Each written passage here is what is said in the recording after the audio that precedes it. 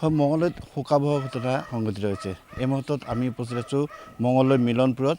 আৰু মিলনপুৰৰ এই ঘৰখনৰে যিগৰাকী মুখ্য সদস্য আছিলে ভোগেশ্বৰী নাথৰ দুৰাৰোগ্য ৰোগ কেঞ্চাৰত আক্ৰান্ত হৈছিল আৰু সেই কেঞ্চাৰৰ চিকিৎসাৰ বাবে হায়দৰাবাদলৈ নিজ পুত্ৰ ধ্ৰুৱজ্যোতি নাথে লৈ গৈছিল।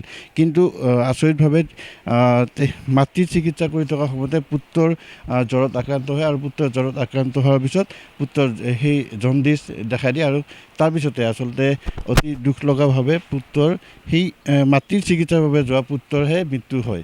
আৰু সেই যিহেতু তেখেতৰ জ্বৰ হৈছিলে বা জণ্ডিছ হৈছিলে, জণ্ডিছ হোৱাৰ সময়ত তেখেতক হায়দৰাবাদৰ AIG হস্পিটেলত তেখেতক চিকিৎসা কৰাই আছিল। কিন্তু চিকিৎসা কৰাই থকাৰ পিছত তাত যিহেতু তেখেতৰ মৃত্যু হ'ল, মৃত্যুৰ পিছত কিন্তু এতিয়া অধিক সমস্যা হৈছে এই ঘৰখনলৈ।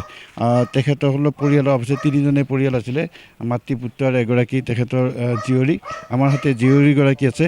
আৰু এতিয়া সমস্যাটো পৰিছে যে যিহেতু ধ্ৰুৱজ্যোতি নাথ যিগৰাকী যুৱকৰ ইতিমধ্যে মৃত্যু হৈছে, ধ্ৰুৱজ্যোতি নাথৰ চিকিৎসাৰ সময়ত অধিক ধন ব্যয় হৈছিল আৰু এই ধনসমূহ এতিয়া আদায় নিদিয়াৰ বাবে তেখেতৰ মৃতদেহটো এতিয়া পৰিয়ালে আনিবলৈ সক্ষম হোৱা নাই। আৰু এটা কথা উল্লেখ কৰিব লাগে যে ইতিমধ্যে তেখেতৰ মাতৃ যিগৰাকী চিকিৎসাৰ বাবে গৈছিলে ভোগেশ্বৰী নাথ, তেখেতো হায়দৰাবাদৰ অসম ভৱনত আছে আৰু তেখেতো ইতিমধ্যে তেওঁ ঘৰলৈ আনিবলৈ সক্ষম হোৱা নাই। গতিকে এক সমস্যাত পৰিছে। আমি সেই ঘৰখনত আছোঁ, তেখেতৰ জীয়ৰীৰ সৈতে কথা পাতিম।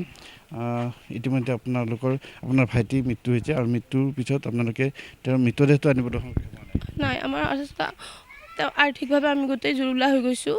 যিহেতু তেওঁৱে আমাৰ ঘৰখনে উপাৰ্জনকাৰী আছিল, এতিয়া তেওঁৱে নোহোৱা হৈ গ'ল। আৰু দুয়োজনে মাৰহে বেমাৰ দেখাব গৈছিল। তেওঁ আচলতে মাৰ বেমাৰ দেখাব যায় যাতে তেওঁ জণ্ডিছত আক্ৰান্ত হৈ হায়দৰাবাদৰ AIGত তেওঁ ভৰ্তি হৈছে, তাতে তেওঁৰ মৃত্যু ঘটে। এতিয়া তেওঁৰ ডেড বডিটোও আমি আনিব পৰা নাই, তাৰ বাবে মাকো আনিব পৰা নাই। সেইকাৰণে আমি অসম চৰকাৰৰ ওচৰত অনুৰোধ জনাইছোঁ যাতে তেওঁৰ মৃতদেহটো আমাৰ ঘৰখনত আনি দিয়ে আৰু মাকো জানো আনাৰ আমাক ব্যৱস্থা কৰি দিয়ে। এই হস্পিটেলৰ মতে কিমান বিল হৈছে? এতিয়ালৈ আমি গম পোৱা নাই। কালি অনুমানিক এওঁ কৈছিলে যে 4 লাখ হৈ যাব পাৰে বুলি কৈছিলে।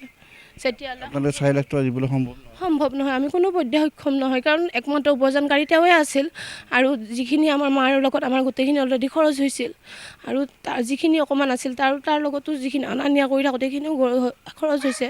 এতিয়া কোনো প্ৰকাৰে আনিব পৰা ব্যৱস্থা নাই আমাৰ হাতত। অসম ভৱনত মা অসম ভৱনত আছে। এতিয়া মাকো আনিব পৰা নাই, মাক আনিব লাগে, মাক আনিব পৰা নাই।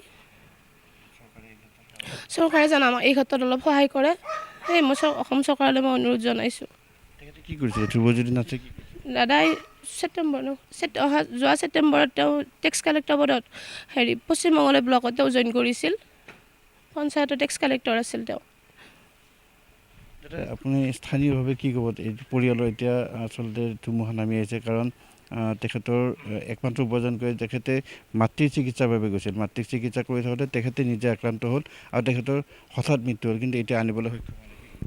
আমি আপোনাৰ চেনেলৰ জৰিয়তে আমি অসম চৰকাৰক জনাব বিচাৰোঁ যে এই পৰিয়ালটো, দুৰ্ভগীয়া পৰিয়ালটো দ্বিতীয় পৰিয়াল আছিল। যিহেতু উপাৰ্জনকাৰী ব্যক্তিজন ঢুকাই থাকিলে, এতিয়া মাকো মেডিকেলতে আছে। গতিকে অসম চৰকাৰক এই চেনেলৰ যোগে অনুৰোধ জনাইছোঁ, আমাৰ মাননীয় মুখ্যমন্ত্ৰী মহোদয়ক অনুৰোধ জনাম যে অসম চৰকাৰে আমাৰ এই পৰিয়ালটো, দুৰ্ভগীয়া পৰিয়ালটোক অনাৰ ব্যৱস্থা কৰি দিয়ে আৰু মেডিকেলৰ যিটো বিল হৈছে এওঁলোকে দিব পৰা কোনো সমৰ্থ নাই। গতিকে অসম চৰকাৰৰ ফালে যেনেকৈ যি পৰ্যায়ত পাৰি এই পৰিয়ালটোৰ মানুহখিনি অনাৰ ব্যৱস্থা কৰিব লাগে। নিশ্চয়কৈ আচলতে অতি সমস্যাত পৰিছে এই পৰিয়ালটো, যিহেতু এগৰাকীয়ে মাত্ৰ উপাৰ্জনকাৰী আছিলে আৰু উপাৰ্জনকাৰীজনৰ ইতিমধ্যে মাতৃৰ চিকিৎসাৰ বাবে গৈ তেখেতে মৃত্যু সাৱটি ল'বলগীয়া হ'ল। কি ক'ব? চৰকাৰক কিবা আহ্বান জনাব আপুনি স্থানীয় লোক? হয়, আপোনালোকক চেনেললৈ ধন্যবাদ জ্ঞাপন কৰিছোঁ। কথা হ'ল কি, আমি ওচৰ চুবুৰীয়া হিচাপে দেখিছোঁ যে এই ল'ৰাজন ধ্ৰুৱজ্যোতি নাথ আৰু মাক, এই পৰিয়ালটোৰ সদস্য ইতিমধ্যে মাকৰ চিকিৎসাৰ নামত ধ্ৰুৱজ্যোতি লৈ গৈছিল মাকক দিল্লীলৈ। তাতে মাকক থৈ থাকোঁতে, চিকিৎসা কৰি থাকোঁতে ধ্ৰুৱজ্যোতিৰ অসুখ হ'ল। শুনামতে তেওঁৰ জণ্ডিছ হৈছিল আৰু জণ্ডিছৰ কাৰণে তেওঁ চিকিৎসা কৰিব গৈছিল লগে লগে হায়দৰাবাদলৈ চিকিৎসা কৰিব যাওঁতে তেওঁক ভৰ্তি কৰালে ডাক্তৰে ভৰ্তি কৰাই ইতিমধ্যে তেওঁৰ মৃত্যু হোৱা বুলি ঘোষণা কৰিলে। আৰু হায়দৰাবাদত থাকোঁতে যিখিনি তেওঁৰ হস্পিটেলৰ খৰচ হ'ল, এইখিনি খৰচ দিবৰ কাৰণে এইখন ঘৰৰ একেবাৰে সম্বল নাই। এই ঘৰখনৰ একমাত্ৰ উপাৰ্জন কৰা আছিল ধ্ৰুৱজ্যোতি নাথ। ইতিমধ্যে কৈছে তেওঁ চাকৰি কৰা মাত্ৰ 11 মাহ হৈছিল টেক্স কালেক্টৰ হিচাপে। এতিয়া ধ্ৰুৱজ্যোতিৰ মাকক লৈ চিকিৎসা কৰিব যাওঁতে মাকৰো চিকিৎসা ব্যয় কৰিবৰ কাৰণে এওঁলোকৰ সামৰ্থ্য নাই। ইতিমধ্যে ধ্ৰুৱজ্যোতি মৃতই বুলি ঘোষণা কৰিছে ডক্টৰে। গতিকে আমি অসম চৰকাৰক আমাৰ তৰফৰ পৰা এটা অনুৰোধ জনাইছোঁ, আহ্বান জনাইছোঁ যেন এই পৰিয়ালটিৰ ফালে লক্ষ্য কৰি ধ্ৰুৱজ্যোতিৰ মৃতদেহটো অনাৰ লগতে তেওঁৰ মাতৃক আনি দিয়ে আৰ্থিকভাৱে মই আমাৰ মুখ্যমন্ত্ৰী মহোদয়ক অনুৰোধ জনাইছোঁ। মই পুনৰ আছোঁ, কাৰোবাৰ সৈতে যোগাযোগ কৰিছিল নেকি MP?